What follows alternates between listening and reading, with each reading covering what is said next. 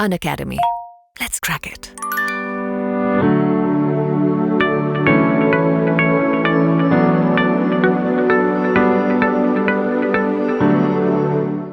Would have felt a bit uncomfortable in this regard. Students, so this was only shown, whereas it has to be furnished. Okay, so that is the point. Anyways, let's come back to this particular thing. Mr. Ram, a citizen of USA, resides in San Jose in USA. Now, as I told you, students, this is a bit harsh question. Very harsh question. The reason is very clear, that you require some bit of understanding. Now, anyone who is a citizen of USA, a green card holder, is by default a resident of US. Okay, so just keep that point in mind. He is a non-resident in India. Students, he is a non-resident in India since assessment year 4-5. So he is NR in India since assessment year 4-5. He works for XINC. A US-based company. Fine. He came in India on 10th of Jan 2020 to visit his aged parents. He could return back only on 31st of Jan 2021. He could return back only on 31st Jan 2021, students, in this context. 31st Jan 2021. So came last year, went in the current year. He was permitted to work from home in India by his employer. The details of his earning and withholding tax during the said period is as given below. Students, now please tell me, the current previous year is 2021 for all of you. In 2021, is the stay, is it going beyond 182 days? And the answer is yes. So in India also he will then be considered as a resident. Resident, but can I say NOR? Resident but not audit resident so far as India is concerned? So far as India is concerned, can he be considered to be resident but not audit resident? Again, the answer is yes. So he can be considered as resident but not audit resident. That is how the things should be looked upon. Now, if he is an R and NOR scenario, students. Now, one thing which has been there, why you will say, sir, how come you are taking R and NOR, students, in this context? So the R and NOR, students, which is required in this scenario is this, because he has been non-resident. Can you see this information? He is a non-resident since AY 4-5. This information. He is a non-resident since AY 4-5. And because he is a non-resident since AY 4-5, therefore his status will that be of RN NOR. Therefore, his status will that be of RN NOR. Fine. If his status is that of RN NOR, students, he has got one more income before I go to the salary. This income. Tell me about this income.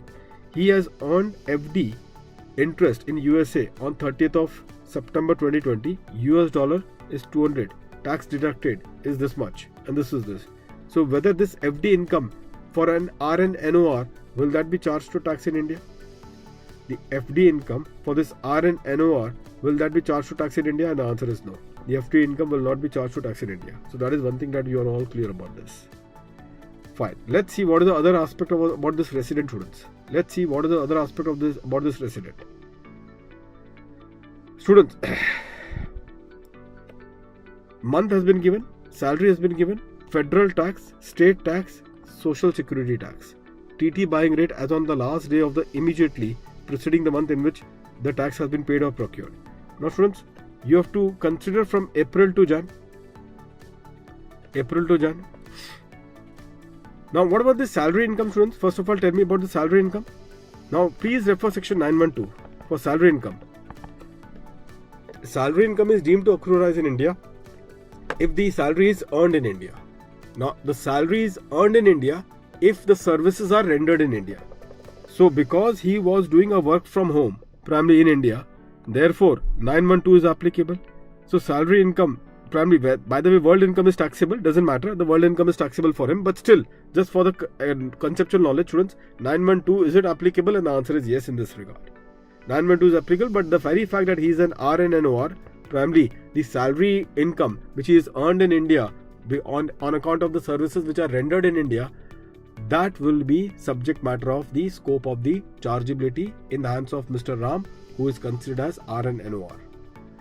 Now let's have a look over here, students. As I told you, students, we will consider from April to January. Now there is a federal tax which has been given to you, and then there is what? Then there is a state tax. Students, in this context. Now, there is another tax which is known as social security tax. Now therefore this is very harsh on the students. Please have a look to article number 2 here.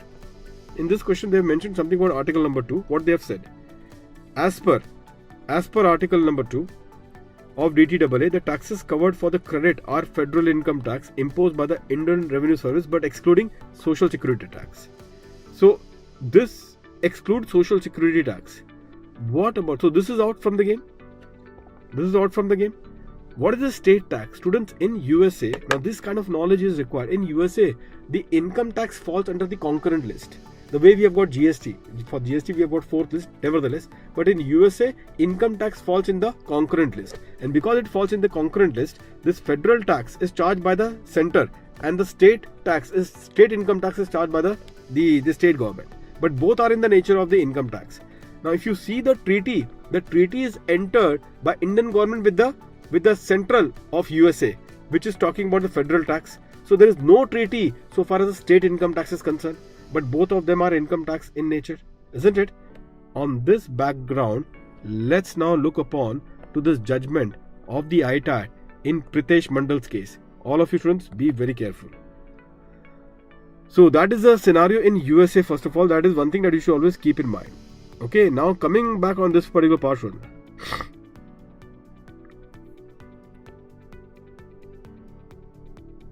See here. Mr. Ram is a resident in India for previous census stays 182 days. He is RNNR since he is non-resident in this state. According the interest on FD, that is what I have done. As per 912, salary earned in respect of service rendered is income deemed to accrue as in India. That is what also I have told you.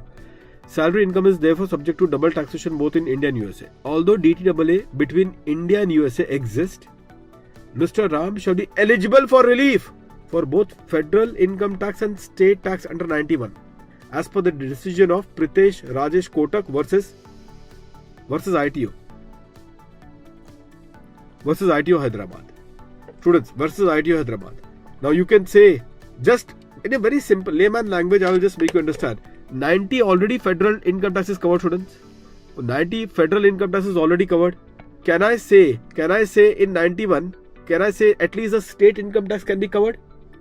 Can I say in 91 at least the state income tax is covered? Because for that the treaty doesn't exist? And the answer is yes. However, that is so accordingly can I therefore say that I will be eligible for relief for the tax paid. Which tax paid? The federal income tax, and the second one is the state income tax. Will I be getting the relief of double taxation of both federal income tax as well as state income tax? And the answer is yes. Now both this relief, students, you are getting it under section 91. Students, both this relief you are getting it under section 91 itself as per the reasoning which I have given it to all of you. You can just go through this reasoning, but the short point right now is this, that can he get the credit of both, that is federal tax and the state income tax? Can he get the credit of both federal tax and the state income tax? And the answer is yes. I have given the detailed reasoning primarily where both these taxes credit, he can take it in 91 itself. No need to split for federal tax in 90 and for state tax in 91. For both of them, he can take it in 91. What is the logic behind that? I have given the reasoning. You can just go through the same. But one thing is for sure, the social security tax is not in the nature of income tax and no tax credit shall be available in respect of the same.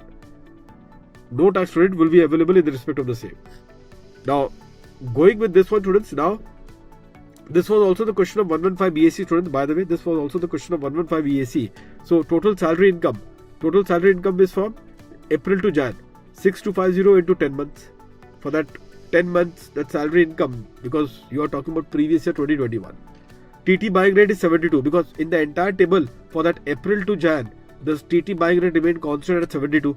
So in INR, it becomes 45 lakhs. So you will calculate a tax on that 45 lakhs as per this one. Now please be careful, no standard deduction, students. You are talking about 115 BAC, so therefore no standard deduction in this case. And directly you will calculate the tax liability, students. Tax liability of this amount as per 115 BAC. And now the rebate, lower of the foreign tax and the Indian tax rate. Indian tax rate, students, is this much.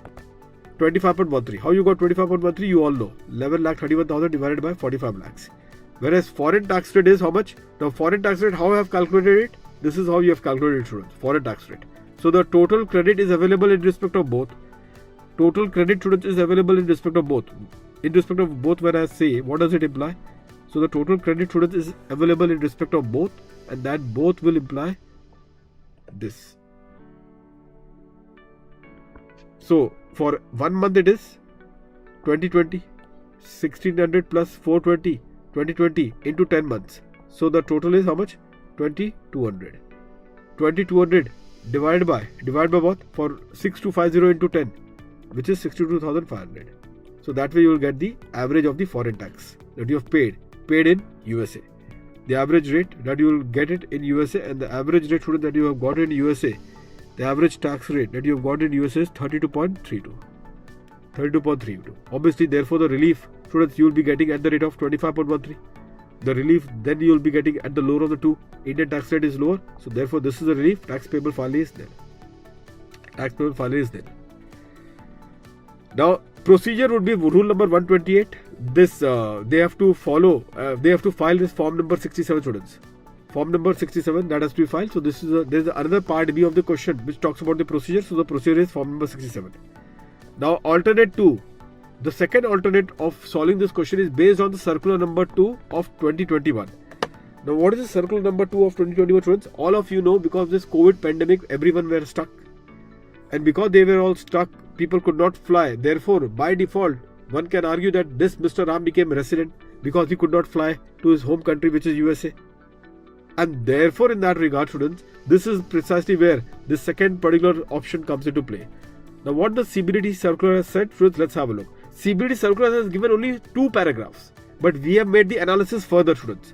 We have made the analysis further, and we have ended up doing a solution on that basis. This solution has also been given, and hopefully ICI accept this solution, because this is an out-of-box solution which has been there. Which the question is out of the box, and this is the proper approach in which I think this is how the solution has to be determined. So, considering the exceptional circumstances caused by the pandemic, CBDT has issued circular number 2 of 2021 for relaxation in determination of residential status for previous year 2021. If in the exceptional case an individual becomes resident, he or she will most likely become R and NOR. Obviously, the person who has already been non-resident and he comes in visit and he got stuck in India, so he will be R and NOR, and hence his foreign income shall not be taxable unless it is derived from the business. Which foreign income they are talking about it? That interest income. That already we have concluded that interest income will not be taxable. So here, students, hence the present case for previous year 2021, Mr. Ram, whose status is R and NOR, shall not be subject to tax in respect of his interest income earned from FD outside India. I have already told you this. Now, CBDT has highlighted that even if an individual is a resident of the other contracting state, he can still avail the DTAA benefit by applying the tiebreaker rule. Now, what happens here? We have already said that he is a resident of USA also, because he is a citizen of USA. So that is a tiebreaker. You all know, new course students, you all should know article number 4 is all about the tiebreaker. Or if not tiebreaker, at least through MAP, there is a mutual agreement procedure that is also available, on the basis of which when he become a resident in both the country, he can try to get the benefit through MAP route also, and try to come across which country he can be considered as effective resident, in which country he could be considered as an effective resident. Now, this is the further analysis that we have done. This is the CBDT circular, and this is our analysis. In the present case, Mr. Ram is a citizen of USA. Based on citizenship, he may be deemed to be a resident of USA as per the US laws. Hence, he has become a resident of both India and USA for previous year 2021. Now, after applying Article 4 of DTAA between India and US, if it is assumed that he has permanent home available in both the countries. If you remember that Article number 4, the tiebreak rule, if he has got permanent home in both the country, then the place of vital interest, both economic and personal, needs to be seen. It is evident that the center of his vital interest is in USA, and hence, because obviously entire thing is in USA, economic as well as personal is in USA, and hence he should be considered resident of USA and consequently a non-resident of India. This is our analysis as per what the CBDT is suggesting us. Go to the tiebreaker. CBDT of circular number 2 of 2001. They are suggesting us go and follow the tiebreaker, and this is what I have done it. So, if I apply the tiebreaker, I can effectively say he can be considered to be resident of USA and therefore a non-resident in India. However, even if he is a non-resident in India, that salary income, can it be said that it is still deemed to accrue as in India? Even if he is a non-resident in India, can we say that salary income, is it deemed to accrue as in India? And the answer is yes. So as per section 912, since the services is rendered in India, the salary income is earned in India and hence deemed to accrue as in India. So for a non-resident, income which is deemed to accrue as in India will be taxable in India. So therefore salary income is subject to double taxation. So it will be taxed in India and also in US. Because US he is a resident, effective resident would be in US. So world income is taxable. So therefore there is a double taxation. If there is a double taxation, then we will refer the treaty. So now we are referring to a treaty, OECD model, which is there a part of the new course. But this article is not there in your module.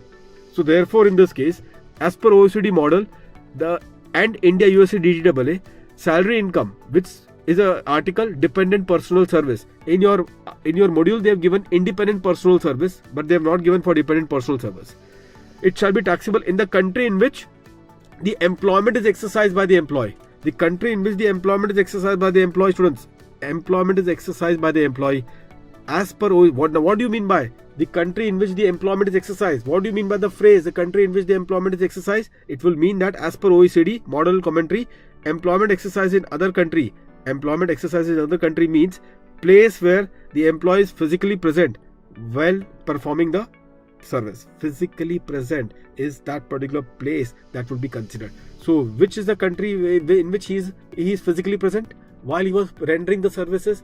Which was the country in which he was physically present from April to Jan? He was in India, and therefore it is India where it will be said that he is exercising his employment, and accordingly, students, as per the treaty, the salary income would be taxed in India. So therefore in the present case, the salary income would be taxable in India and Mr. Ram can take the tax. Now will you please tell me, in this circular, as per this CBDT circular, Mr. Ram is considered to be what? A non-resident in India. As per this CBDT circular, Mr. Ram is considered as non-resident in India. But the salary income is taxable in India.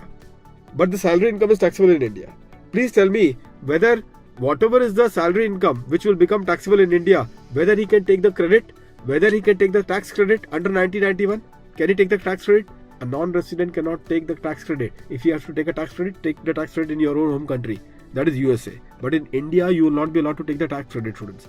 So again, this same calculation is done, students. Tax is calculated, but no relief would be given to Mr. Ram in this calculation because he is not a non-resident. And what is the alternate to? What he needs to furnish? He needs to furnish in this procedure that he needs to do is TRC.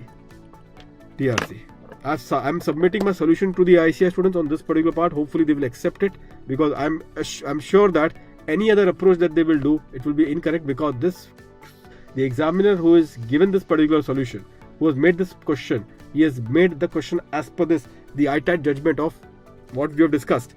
Pritesh Rajesh Kotak, that is one. And second one is also this solution can be done as per CBT circular number 2/2001. This is exactly how we deal with it.